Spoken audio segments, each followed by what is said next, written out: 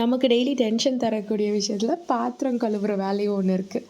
அதுதான் பெரிய டென்ஷன் என்னை பொறுத்த வரைக்கும். அதை நான் எப்படி ஈஸியாக சால்வ் பண்ணேன்னு சொல்லிட்டு உங்ககிட்ட ஷேர் பண்ணுறேன். நம்ம வீட்டில் வந்து ஒரு பாத்திரம் எல்லாத்தையும் சேர்த்து போட்டு வைக்கிறதுக்கு ஒரு பாஸ்கெட் இருக்கும். அந்த பாஸ்கெட்டை முதல்ல எம்ப்டி பண்ணிக்கணும்.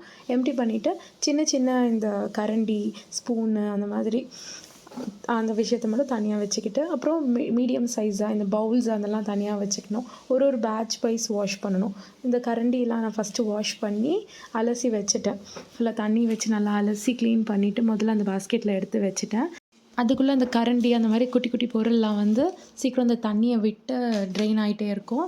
அப்புறம் வந்து இந்த மீடியம் சைஸில் இருக்கிற பாத்திரம்லாம் வாஷ் பண்ணுவேன். இந்த தட்டு, அப்புறம் குட்டி குட்டி பவுல்ஸு அது எல்லாத்தையும் வாஷ் பண்ணிவிட்டேன்.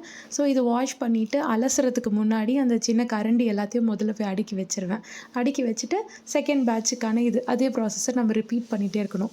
அப்புறம் ஃபைனலாக இந்த சிங்க்கையும் வாஷ் பண்ணி க்ளீன் பண்ணி பார்த்தா கிச்சன் நம்மளுக்கு ப்ளசண்ட்டாக தெரியும். ஸோ இந்த மாதிரி ஒரு ஒரு விஷயத்தையும் பிளான் பண்ணால் நம்மளுக்கு எல்லா வேலையும் ஸ்ட்ரெஸ்ஃபுல்லாக இல்லாமல் ஈஸியாக முடியும். ஸோ நீங்களும் ட்ரை பண்ணி பாருங்கள். பாய்.